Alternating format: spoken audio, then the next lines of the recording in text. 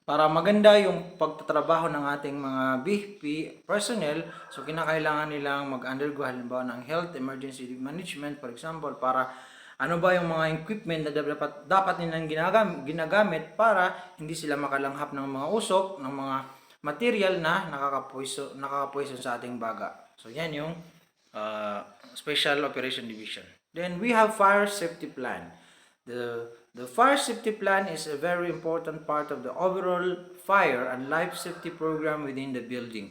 So kung makikita natin, ang lahat ng building, hindi katulad sa Marawi na kulang na kulang. So ang dapat magpapatayo ka ng 2-story o 3-story na building, kinakailangan mayroon siyang exit point na in case of emergency, doon makakadaan ng tao. Halimbawa, main entrance, tapos sa likod, sa back, o kaya sa gilid ng building. So, yun yung mga dapat na ginagawa ng isang building o ng person na mayroong fire safety plan. Its purpose is to prevent potential injuries and death and to protect your residential and or company from damage or loss due to fire. So, to prevent, para ma-prevent natin, ma-stop natin, ma-hinder natin yung occurrences ng pagkasunog dahil minsan natatrap tayo sa loob, wala tayong ibang madaanan, choices. So, yan yung dapat na pinag-aaralan ng isang individual para hindi siya, para aware siya na if in case na meron tayong mangyayaring sunog, so makaka-iwas sila. Why fire should be investigated? So, bakit daw natin kinakailangang imbestigahan ang fire? So, di ba sabi ko sa inyo kanina, may mga certain cases na may taong may gusto talaga magsunog. So, kinakailangan alamin muna natin para ma-detect natin kung sino ba yung mga involved. Fire should be investigated to determine the cause of the fire. So, alamin natin kung ano yung dahilan ng sunog para ma-prevent natin yung pwede pang mangyayaring sunog, for example. So, makapagbigay tayo ng awareness na ganito pa lang nangyayari kapag yung mga wiring ninyo hindi maganda yung pagkakalagay o kaya magka-dikit-dikit. Okay. The determination of the origin and cause of fire is arrived at only after a thorough investigation. So, malalaman natin yung origin, pinagmulan at saka anong dahilan, sanhi ng sunog kapag meron tayong nakandak na thorough investigation. Since basic investigation is prelude to the discovery of the true cause of the fire, an understanding of the chemistry of fire and its attendant behavior should be a concern for successful investigation. So, dyan na papasok kung paano nasunog. Ano yung material, ano yung fuel, halimbawa, it is either solid or liquid na nasunog, kaya madaling nasunog yung bahay, halimbawa, o yung mga nakapaligid sa kanya. Ano ba? It's either sumabog na gasol, okay? Okay, electric wiring. So, yun yung alamin natin kung ano-ano yung present na nandyan sa tabi niya at saka ano mga pupwedeng dahilan kaya nasunog yung isang bagay. Halimbawa, yung electric fan, let us say 24 hours o kaya 2 days, nakalimutan, nakasaksak. Then, nasunog siya, malapit doon sa may mga plastic. So, makikita natin na masusunog talaga ang bahay dahil sa malapit siya sa may plastic. Unlike kung ito ay malayo at saka open area, so wala talagang mangyayaring sunog. Is fire investigation complex and unique? Okay. Ang pag-imbestiga ba sa fire is complex. Tawag dito, makatotohanan ba siya?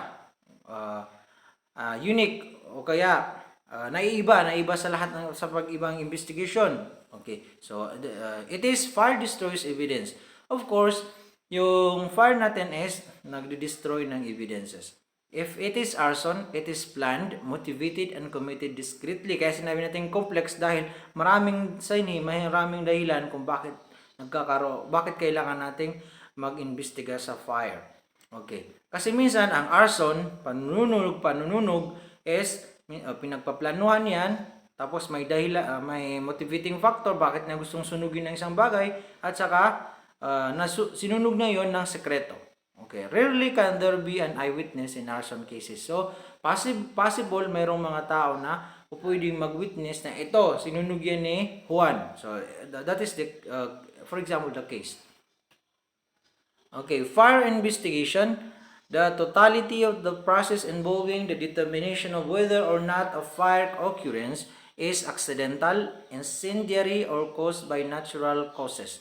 So, it's either kailangan natin mag-conduct ng fire investigation para malaman natin kung yan ba ay accidental. Aksidente, halimbawa yung bata, naglalaro ng apoy, yung posporo, so nasindihan yung mga kortina, for example, kaya nagkasunog. Or ka-incendiary, it's either mayroong sumabog dyan na gasol, nag-leak, o kaya naman is mayroong wiring na pumutok yung main line, kaya nasunog yung mga wiring ninyo, for example.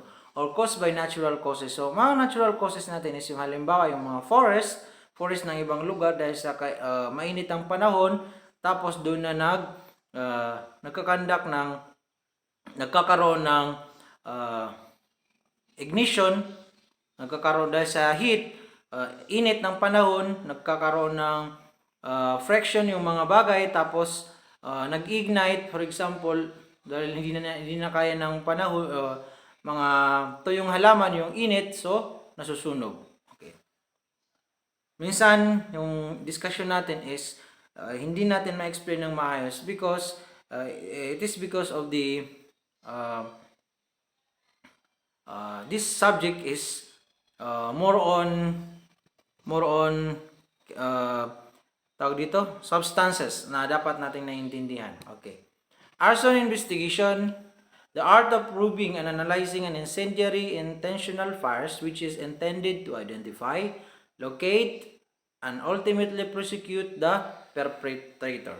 So, mayroon tayong arson investigation because we need to prove, halimbawa, sa korte, halimbawa, kinakailangan natin magkaroon ng basihan dahil maraming ari-arian ang natupok, maraming tao ang namatay, for example. So, kinakailangan natin i-prove at saka i-analyze, it's either incendiary, mayroon ba siyang taong intentional, mayroong taong nagsindi na sinunog talaga yung isang lugar para makapatay ng tao o kaya makasira ng property, which is intended to identify. So, para malaman natin kung sino yung gumawa, locate, sa investigation, di ba, nandyan yan yung to identify the perpetrator, to locate the perpetrator, and to provide evidence. Pero dito, and ultimately prosecute the perpetrator. Of course, kinakailangan silang makasuhan dahil sa ginagawa nilang halimbawa arson, fire. Okay, overview of the law on arson.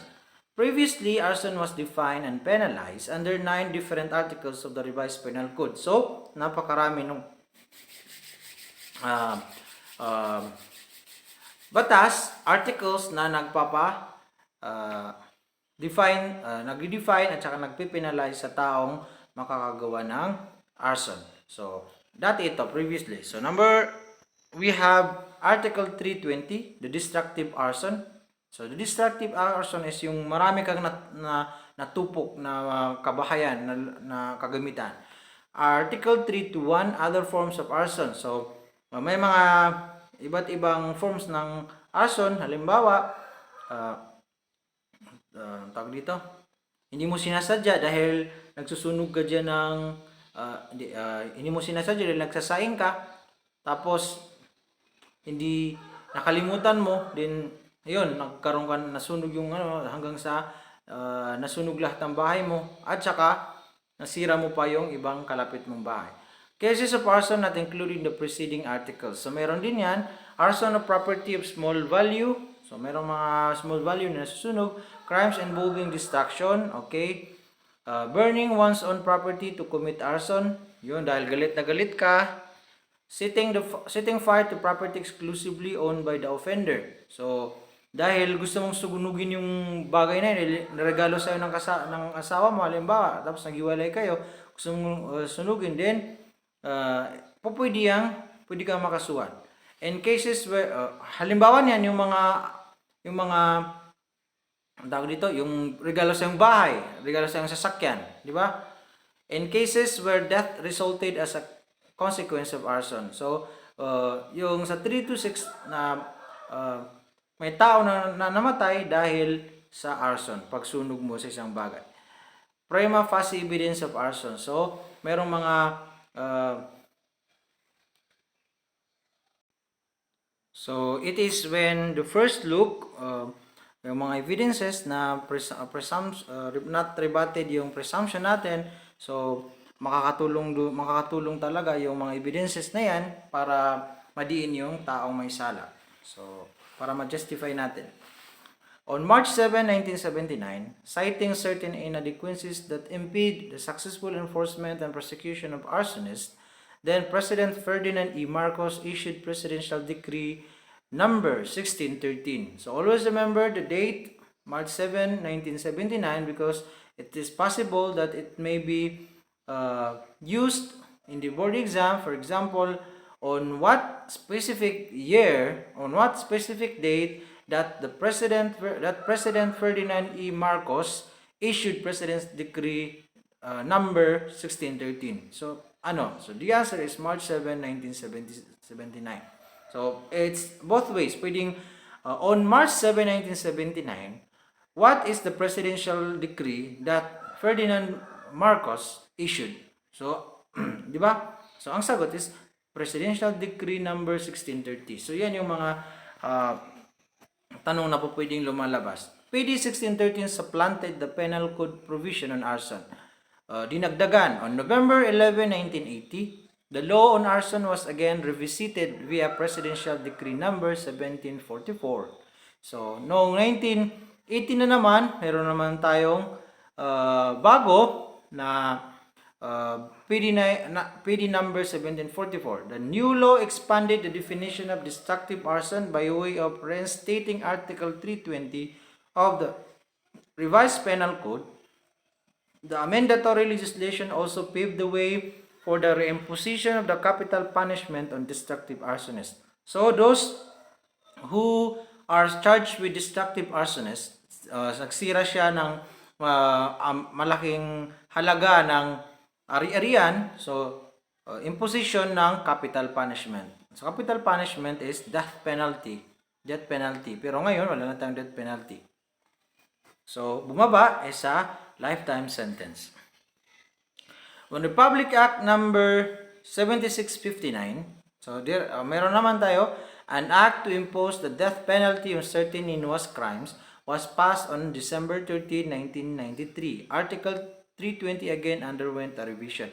So makikita natin, halos lahat ng subject news sa criminology is interrelated, interconnected. Because hindi magiging batas, hindi natin maintindihan ng certain law, certain subject kung hindi natin sasamahan ng iba pang subject. For example, sa criminal law, so makikita natin yan.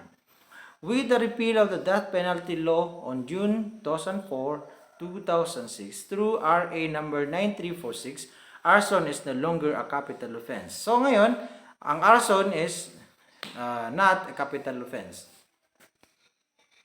Kasi wala na tayong death penalty.